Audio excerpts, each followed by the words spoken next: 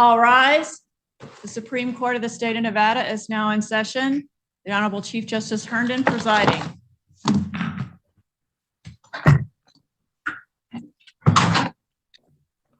Good afternoon, you all. Good to see you. Thank you. Welcome, everyone. Thank you for being here. Are both sides ready, or all the parties rather, ready to proceed? Thank you. All right. So on behalf of respondents, I have an understanding that the argument's going to be divided up between Mr. Clark on behalf of the Apex respondents for 15 minutes, correct? Correct. All right. And then Mr. Allison is hoping that you're going to leave him 2 minutes. Yes. And I think we also have Mr. Verghese here, Pro Hoc Vici, and Mr. Beal is present as Nevada counsel remotely. Correct? That's correct. All right. Thank you. You wish to reserve any time for rebuttal? Yes, Your Honor. I would request 5 minutes. Okay. As a reminder, we provide both sides with 17 minutes total argument. The first 2 minutes are uninterrupted so that you can introduce your case in any manner that you see fit without any questions from the court. The bell will ring, obviously, for you with your rebuttal time. What we'll do, rather than the normal 5 minutes on the respondent's time, we'll just ring the bell at 2 minutes, reminding you to give Mr. Allison his 2 minutes, if you would, please. And on behalf of appellants, you can proceed, sir. May it please the court, I'm Leon Greenberg, and I'm arguing today on behalf of the appellants. King Alfred the Great of England in the 9th century compiled a written legal code, the Doom Book, dooms being laws or judgments that many scholars cite as the foundation of our common law. Among its precepts was its commandment, drawn from the Old Testament book of Leviticus, to apply the laws evenly to all, both the rich and the poor, the weak and the powerful. This equality of the law, this conferral of the same legal rights to all who come before our courts, is at the cornerstone of our common law system, a cornerstone that the district court failed to follow in this case. My clients came before the district court standing in the same shoes as any other plaintiff asserting rights under the common law as a third-party contract beneficiary. They alleged promises were made in written contracts to pay them wages at the prevailing wage rate set by Nevada's labor commissioner, and that those contracts were breached, both by their employer and the other defendants. Having not received those promised wages, as pledged by those written contracts, they sought the same equal common law remedy available to any other person whose contract rights were violated. Yet the district court dismissed my client's common law claims without any explanation beyond insisting they were derivative of my client's separate claims, seeking to enforce the statutory obligations created by NRS Chapter 338. My client's common law third-party contract beneficiary claims do not rest upon and are not derivative of any statutory right. They are wholly independent contract law claims supported by over 2 centuries of precedent governing the common law of contracts. Nor has Nevada's legislature acted to abolish my client's common law right to enforce the contracts at issue for their benefit as third-party contract beneficiaries. As discussed at pages 18 to 21 of the reply brief, 12 of the 14 state appellate courts that have examined this precise issue have found employees may sue for unpaid prevailing wages under the common law as third-party contract beneficiaries. There are only 2 exceptions. One was in Massachusetts, where a state statute authorizing employee lawsuits with triple damage awards for prevailing wage violations was found by that state's highest court to have acted to supplant and abolish the pre-existing common law right. Mr. Greenberg? Yes. Hi, sorry. Sometimes it's hard to see where the sound is coming from in here. Which of the claims in your complaint are a common law claim that you're arguing about? The common law claims, I believe, are in the 5th claim for relief in the complaint.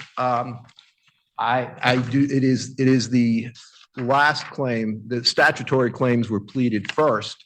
The allegations are that as required by NRS 338-020, the contracts at issue that their employer entered into, either their employer entered into directly with the state of Nevada or their employer entered into with other contractors who entered into contracts with the state of Nevada, explicitly required payment of prevailing wages at the rate set and published publicly by the Nevada Labor Commissioner for each craft as part of those contracts. And those contract terms were violated. So the point I am raising to the court is very simply that my clients were intended beneficiaries of those contracts under any common law analysis. And in fact, So yes, so I just want to pin this down. The fifth claim for relief is the claim that's a common law claim that you're talking about now. that is correct. Claims 1 through 4 are not.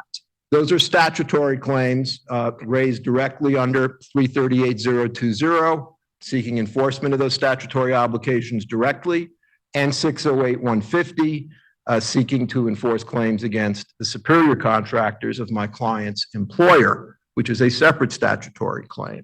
But I was addressing, Your Honor, simply the issue of the common law right of my clients as any other third-party contract beneficiary. And as I was explaining, the only other jurisdiction which has rejected recognition of a third-party beneficiary claim in this situation where a public contract guarantees or requires a promise of payment of prevailing wages was in Minnesota.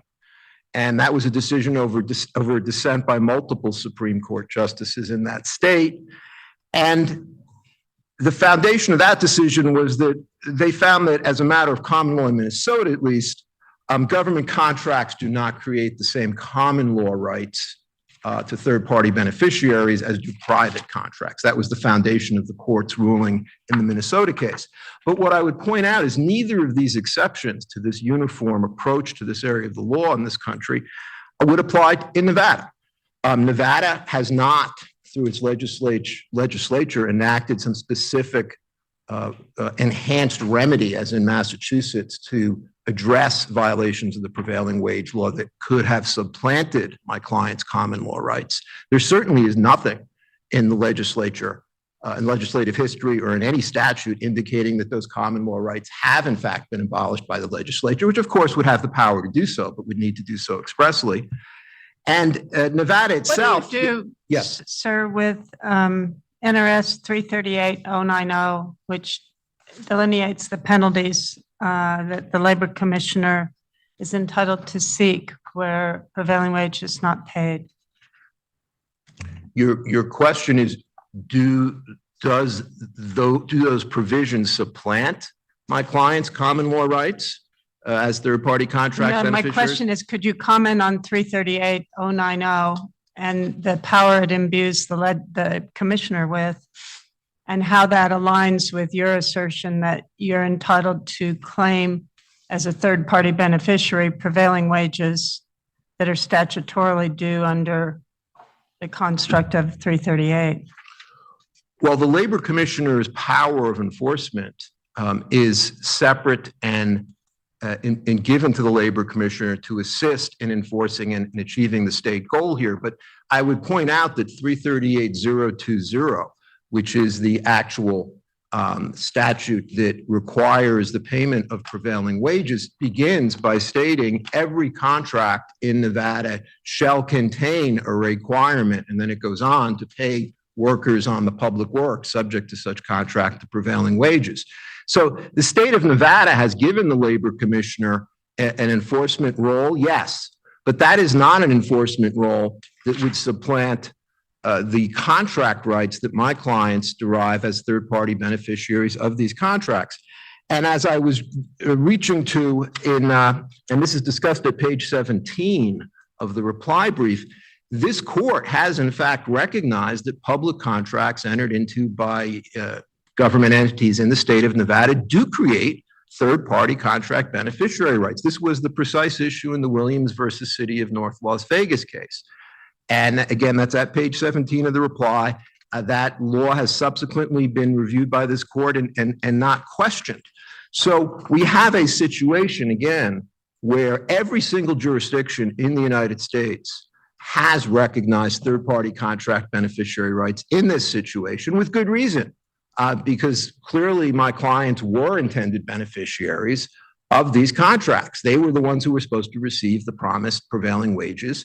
The statute at issue 338020 doesn't say that employees shall be entitled to prevailing wages. It says the contracts that are entered into shall require this. If the legislature had intended to not attach to those contracts the same common law contract rights that exist in every other contract situation that have been recognized for centuries by this court and other courts, the legislature would have so stated. It did not. The district court conducted no analysis whatsoever of whether the common law right here had in fact been abolished by Nevada's legislature. So Clearly, Mr. yes. Greenberg, I thought I heard you say a few minutes ago that the only jurisdiction rejecting a third-party beneficiary theory was a Minnesota case. But what about the Second Circuit case of Grakowski and then the Astor case from SCOTUS? Yes, well, Your Honor, there is important understanding to be gained from both of those cases. The Grakowski decision, and this is discussed in the reply, has in fact been described by the Seventh Circuit subsequently to exist in a jurisdictional no man's land, because the state of New York, which is where the Second Circuit was sitting and was the contract that that court was dealing with, has in fact recognized a prevailing wage third-party beneficiary claim that arises from the exact same circumstances, a Davis-Bacon Act contract that the Second Circuit refused to give enforcement to in the Second Circuit. So actually in New York now, that is the Cox case, and this is discussed in the briefs. In New York, you have a situation where New York State, as a matter of common law, will allow claims as third-party contract beneficiaries under federal Davis-Bacon wage contracts, which are the federal analog of Nevada's prevailing wage contracts. But the Second Circuit will not, in fact, allow enforcement of those contracts. And this is actually discussed again in the reply brief. There's been criticism in the district courts in the Second Circuit of this very strange situation, but they're bound by Grakowski, and that is the law. In respect to the decision in Astra, what I would point out is that the Supreme Court of the United States, and this again is discussed in the briefs, has in fact recognized that government contracts can give rise to third-party beneficiary claims as a matter of contract. So that this was in the prior case of, let me see here, it was in the Murray v. DeKalb case, and this is discussed at the reply at page 22. In that case, there was a federal contract between involving a municipality and a private contractor, and it was a question of whether federal common law allowed a claim to be made as a third-party beneficiary of that contract. U.S. Supreme Court said, yes, you can. But subsequently in Astra, as Your Honor was pointing out, they did not allow those claims. And why did they not? Because there was a clear evidence. It was under the circumstances in Astra, we're dealing with a drug pricing scheme where the alleged third-party beneficiaries, which were these 340B entities, didn't actually know what they were supposed to be charged for the drugs at issue. They claimed the contracts at issue were not being honored because they weren't getting the prices they were promised, but the prices were actually secret because that 340B program was part of a larger Medicaid rebate program, which also involved rebates to the states involving Medicaid drug prices, so that the relationship of the pricing of those drugs and the rebates that were given to the Medicaid programs in the states were actually related. And so therefore, to allow suits on those contracts would have clearly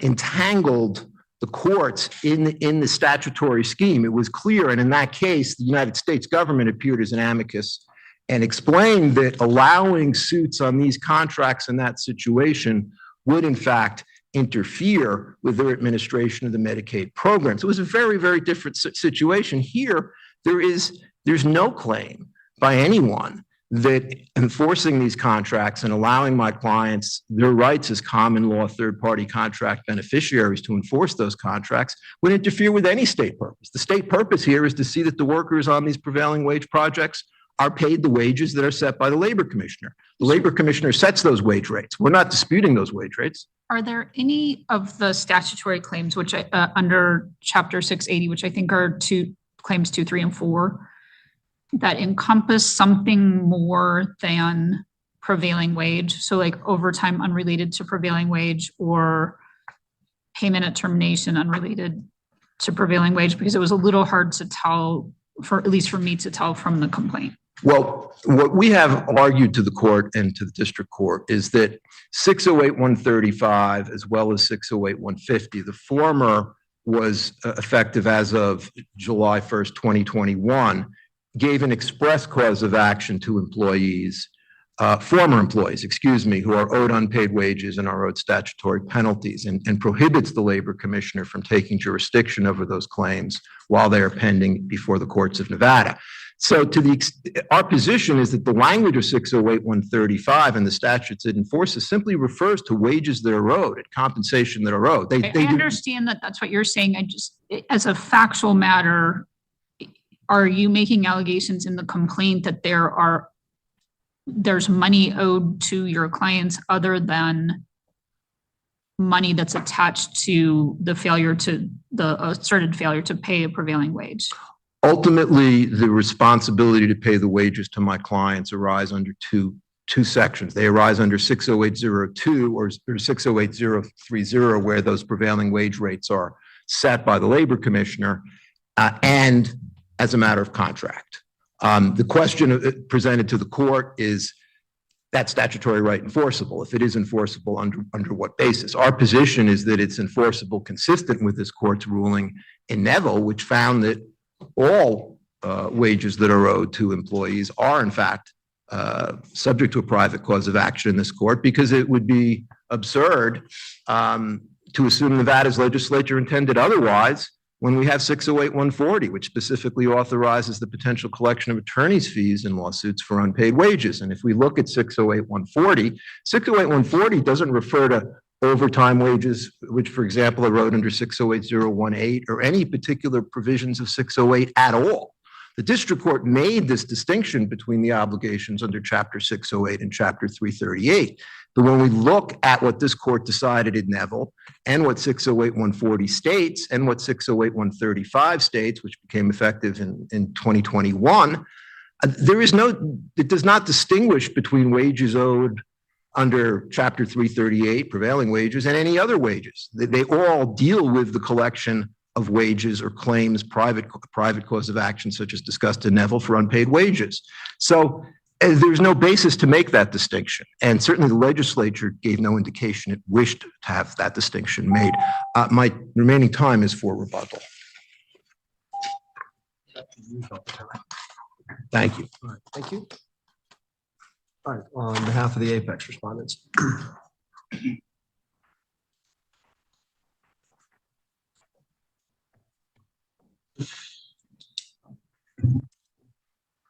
Afternoon, Mr. Chief Justice, Justices, may it please the court. Andrew Clark on behalf of the Apex entities and arguing on behalf of all of the respondents.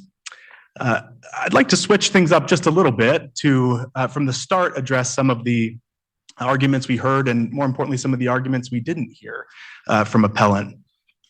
As it pertains to the third-party beneficiary claim, I want to save that because I think what the court really needs to decide first is whether there is a private right of action for prevailing wages under NRS 338. Neither Neville nor the underlying authority, whether it's in NRS 608 or NRS 338, support either an express or an implied right of action there. And so the court may affirm the district court's decision on the first four causes of action under that basis. Frankly, Neville doesn't apply here at all. Neville dealt with a very particular set of claims under NRS 608 that differed dramatically from the public works projects envisioned in NRS 338. Stretching Neville to apply to private rights of action under NRS 338 would stretch it far past its breaking point and beyond what this court had ever intended. Second, the Labor Commissioner is uniquely situated to handle prevailing wage claims. From the very beginning, the Labor Commissioner sets the prevailing wage rate, is involved in determining which classes of employees are entitled to that rate, which counties get which rate, and is uniquely qualified and, under the legislature's apparent intent from the text, uniquely situated to govern and enforce that statute. And so if neither Neville nor the underlying statutes allow for a private right of action, it leaves this court right back where it was pre-Neville with Baldonado versus Wynn Resorts, and to determine whether or not the legislature actually intended to create a private right of action. I submit that the legislature did not, based on the fundamental difference between those statutes and the Labor Commissioner's intimate involvement in that public works process. The district court, therefore, was correct to dismiss each of plaintiff appellant's claims with prejudice, and this court should affirm. Now, the starting point is that there is no express private right of action within NRS 338. I think appellants would agree with us on that point. Nowhere in 338, aside from a particular set of causes of action for aggrieved bidders, did the legislature allow a cause of action. That tells us two important things about what the legislature believed 338 would do and how it would function. First, it demonstrates that the legislature knew exactly how to create a private right of action in these public works type claims. It did so with bidders, but importantly, and this is the second point, it also refers bidders to the Labor Commissioner first. And so we have a legislative intent not just to create a private right of action, but to continue to involve the Labor Commissioner. For that reason, appellants have to turn to this court's decision in Neville to try and stretch a cause of action from excerpted portions of this court's decision there.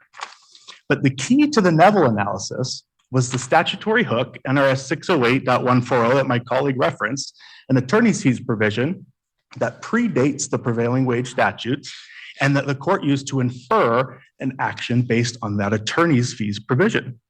I think Neville states it best by saying the plaintiffs there tied their cause of action to a statutory provision that had an implied right of action.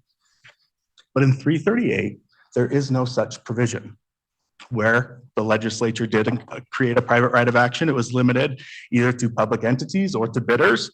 Where there's attorney's fees provisions, they're limited to bidders or public entities or the Labor Commissioner itself.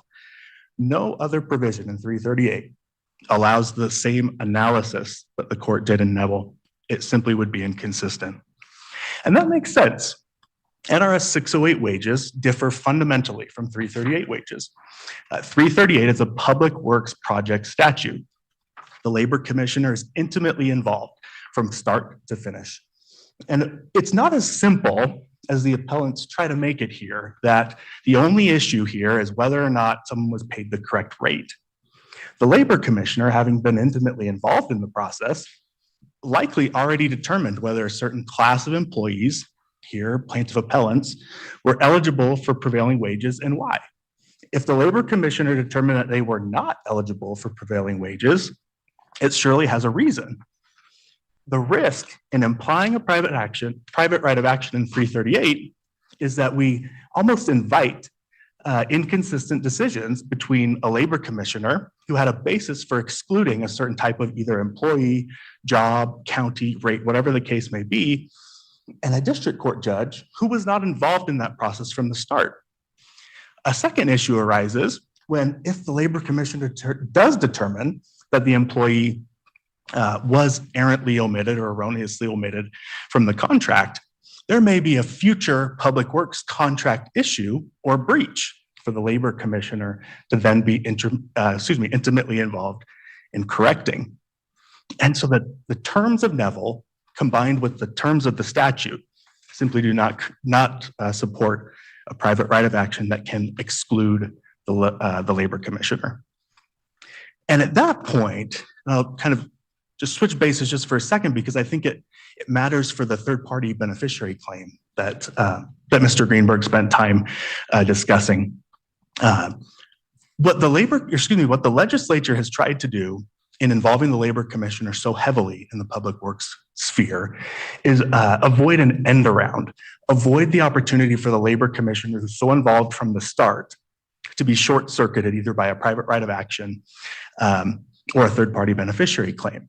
And so Mr. Greenberg mentioned a handful of states. I think he said every state but 2, which is 14 total of the 50. So it is certainly not a unanimous sample of all 50 states, but have found that certain states under their own prevailing wage statutes, which were not, which in the briefing is not clear whether they were similar or different. We don't know that. We contrast that with the rationale in Astra, which is the United States Supreme Court, and Grochowski, the Second Circuit, where both courts had the rationale of not allowing a private right of action to short circuit what the lack of a statutory right of action. Let me say that slightly differently. Both Astra and Grochowski, and the federal courts to have cited it, have found that you cannot short circuit or Trojan horse a statutory claim based solely on a third-party beneficiary theory. And that makes sense, especially considering the language of our prevailing wage statute in 338.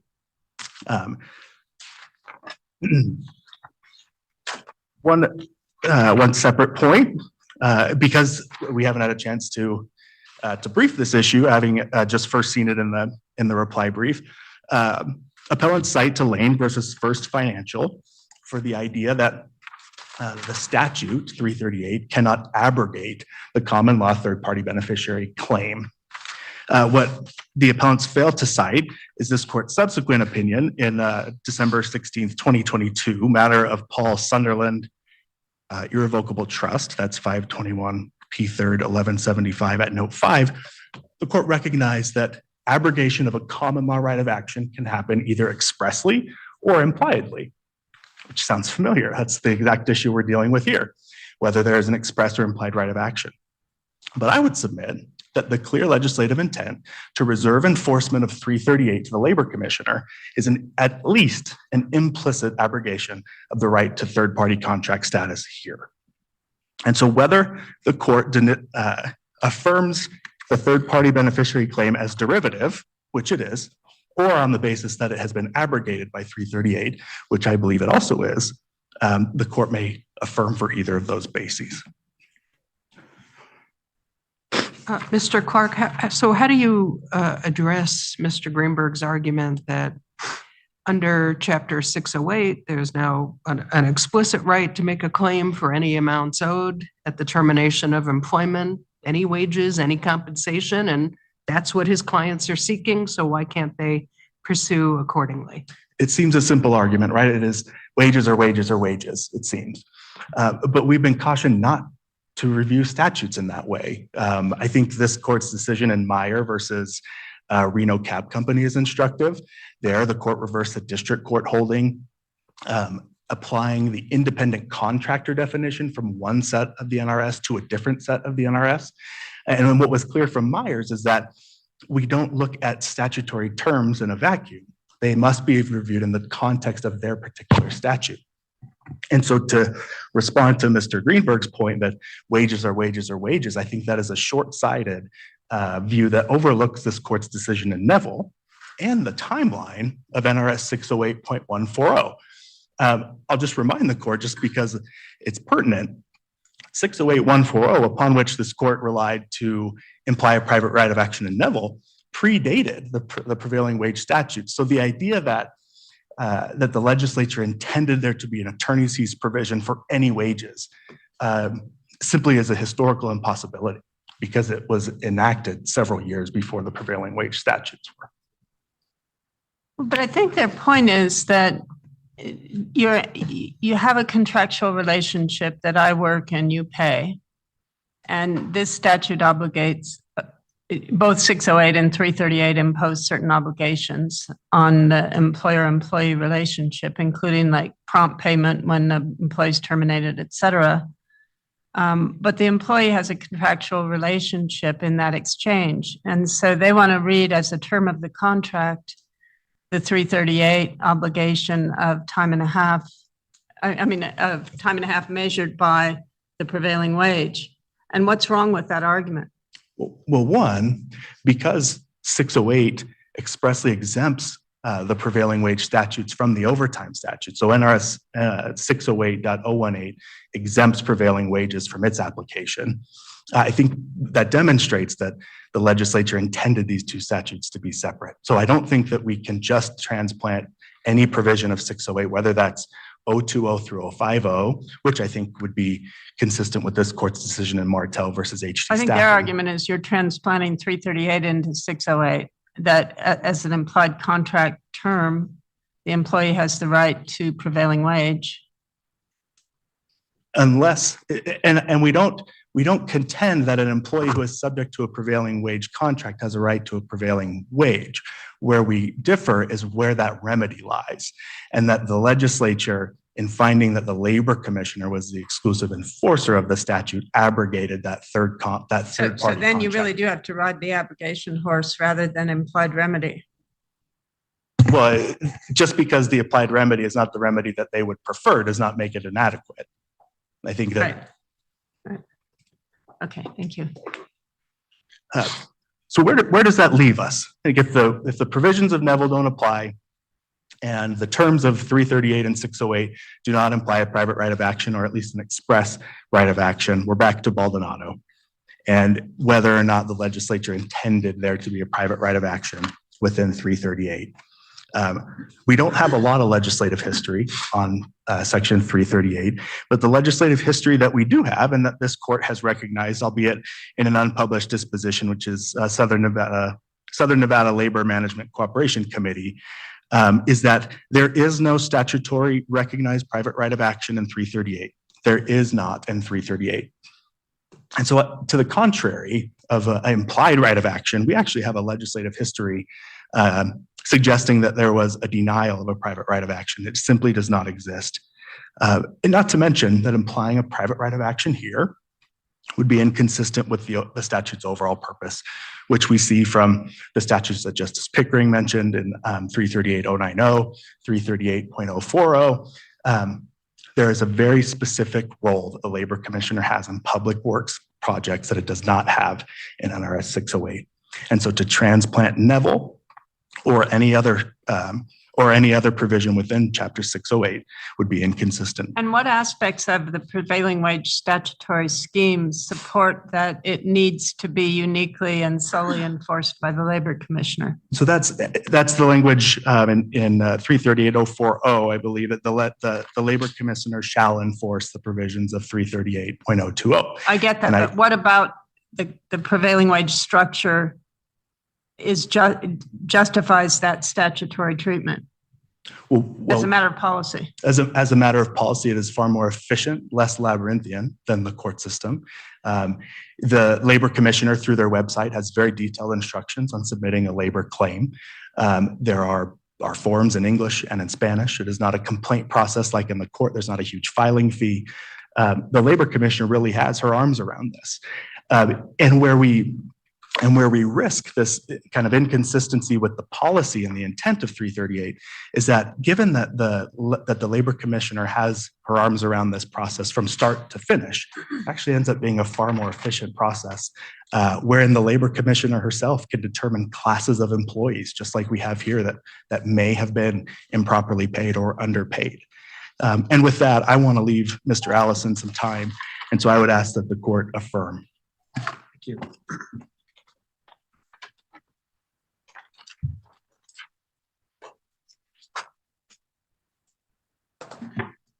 Good afternoon, Justices of the Supreme Court, Chief Justice Herndon. I am the Lorax. I speak for the trees. Actually, I speak for the original contractors, but just the same, we do not want to be overlooked. The original contractors asked for one paragraph from this court to confirm that a party trying to assign derivative liability to an original contractor must allege in its complaint that the primary company was acting as a licensed contractor. This is to stop future overreaches of NRS 608-150. My clients did not employ or pay the appellants. They only hired the appellant's employers, the apex respondents, onto public projects. At common law, they're not responsible for the payment of appellant's wages. Thank you, King Alfred. But we have 108, 608, 150, and it's a statute that's been misapplied for the proposition that original contractors are responsible for the wages of employees of every company they hire on a public works job. That is just false. You read the statute, it's false. It only applies to subcontractors, not material suppliers, not equipment renters, not the porta potty people, not the street sweepers. Every case you'll find, if you look at 608, 150 cases, involves licensed subcontractors. So the fundamental question for 608, 150 is to ask, what did the original contractors hire the apex respondents to do on these projects? And the answer is they were hired to deliver and remove fill, truck it in, truck it out, and drive around a street sweeper. No license is required for that activity. It is not contracting activity. I guess that's the end of my argument. This goes quick, right? It goes very quick. All right, thank you. All right. Mr. Greenberg, you used all your time I did, okay. during your original argument. Thank you. Thank you all very much. I appreciate your time. I appreciate the briefing in the case as well. The matter is going to stand submitted to the court. And the court will be in recess till its next call.